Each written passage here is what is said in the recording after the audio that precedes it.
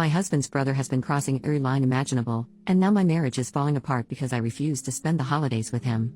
I, 27F, will preface this by stating that I love my husband, 32M, and will do anything it takes to stay with him till the end. We dated for 2 years before marrying last year, and before him, my life was a mess. Now I am the happiest person alive with him and never want this relationship to end. I will use fake names for my husband, John, and his brother, Brian. To start, this all began a year ago before the wedding. Brian, 35M, had always been a screw-up his entire life, but 2 years ago sobered up and moved in with his and John's parents. John's father owns a car dealership and is quite wealthy. John grew up quite rich but never liked that lifestyle and decided to become a nurse instead of working for his father.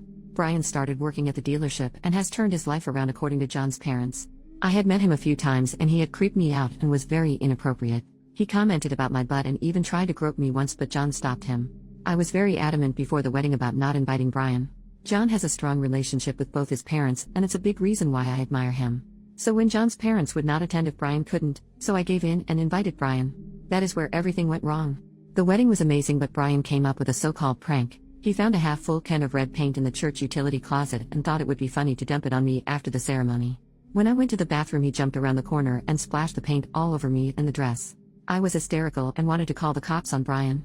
John calmed me down and kicked Brian out of the wedding. A bridesmaid lived nearby and I used her shower and she lent me a dress to wear. From then on I have never talked to or been near Brian. John is very understanding, but every year insists we go to his parents for Thanksgiving and Christmas. He will not budge and says that he cannot cut his parents out of his life. However, Brian is still living with his parents and attended Thanksgiving and Christmas with them last year. I somehow got through both last year, never going near Brian and staying next to John the entire time. Last week I got sent an image of a schlong. Then a text following saying, "I bet you mine is bigger than my brother's." I do not know how he got a hold of my number and I was disgusted beyond all belief. I wanted to again call the cops, but John told me that would just allow for Brian to torment us more. Yesterday, I told John that I will not attend Thanksgiving or Christmas with his family under no circumstances. John was very conflicted about the whole matter. He said that his parents are great people and that Thanksgiving and Christmas are all he has with them. This has been by far the biggest strain on our relationship, and I can feel John and I drifting apart. I do not know how to discuss this with John and I need help. I have never done this before, and for the first time, I am going to the internet with this issue and instead of John. What can I do to fix this situation? Am I being irrational with my demands? Update, 9 days later. To start, I want to preface this by stating that I did not want to write an update on this. When I wrote the first post, I got angry at the first couple of comments that came in because of their drastic, unrealistic nature. No, I'm not going to divorce my husband because he won't stick up for me. Nobody is perfect, including me, but a lot of the comments I felt didn't understand the whole scope of the problem, and I feel that is on me for not writing everything I should have. But some of it was helpful and I will address that later. Things I should have addressed or mentioned in the first post I will put here. First, my husband is adopted and so is Brian. Because of this, there are a few things that changed their relationship. John was adopted at the age of 3 and does not remember anything other than his adoptive family. However, Brian was adopted at the age of 9 when John was 6. Brian is 6 feet 5 inches and John is 5 feet 10 inches, and Brian has been bigger than John all of his life. John has talked about how Brian was SA'd before he was adopted, and that is a reason why his mother and father have always held back. Brian has bullied, and I do not mean in the older brother sense, John. John does not talk about it much, but I get the feeling Brian has done some messed up crap to him.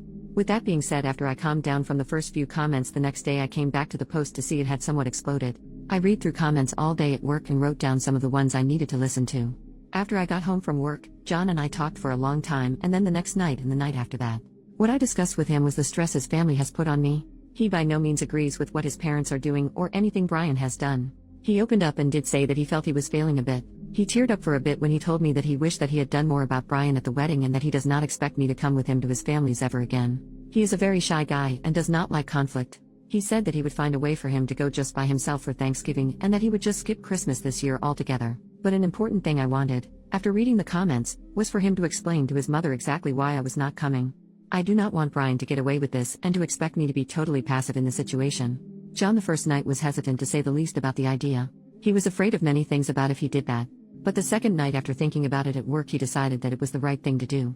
He is planning to talk to his mother next week. But some of the comments did alarm me about my behavior. One comment said I might have some codependency, and other comments said I should go to couples counseling. When I brought the idea up to John, he surprised me by saying that he would like to go to couples counseling. John said he would research it and has scheduled a session for us next week before he calls his mother. I am very relieved and have felt much better. I think talking with John really helped and has assured me that John and I are on the same page. That is all I can say, and I know that there is interest in my situation, and while I do not like for my life to be opened and read like a book, I think it did help me understand myself more. So thank you for that. Venting to internet strangers did have its benefit.